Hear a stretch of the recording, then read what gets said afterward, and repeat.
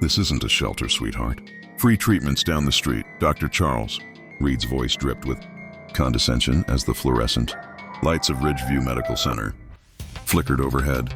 To him, the woman in the gray hoodie was just another broke traveler looking for pity, not a patient worth saving. He didn't see the calm intelligence behind her pained eyes, or the quiet authority in her trembling hands. As security dragged Amani Rivers into the freezing night, he smirked, unaware that the woman he just humiliated owned half the city. By morning, she'd own him too. Before we go any further, comment where in the world you are watching from, and make sure to subscribe because tomorrow's story is one you don't want to miss. The fluorescent lights of Ridgeview Medical Center's emergency room cast harsh shadows across Amani Rivers' face as she approached the intake desk. Her normally confident stride was reduced to a pained shuffle, one hand pressed firmly against her side. The sharp stabbing sensation that had started on her flight home had only gotten worse. The waiting room buzzed with quiet misery.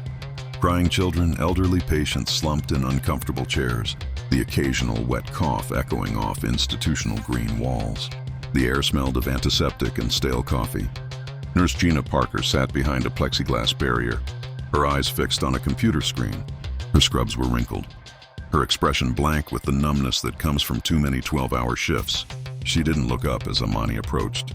"I need to see a doctor," Amani said, her voice tight with pain. "Something's wrong.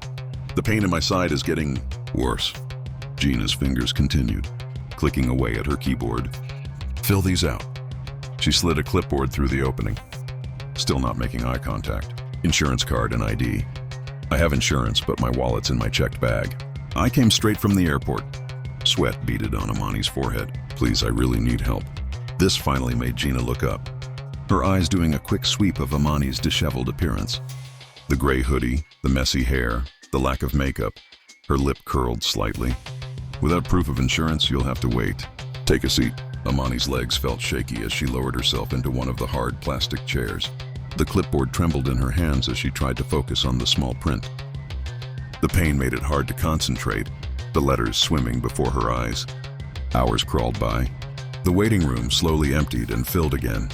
Amani watched as patients who arrived after her were called back. Her skin felt clammy, her vision starting to blur at the edges.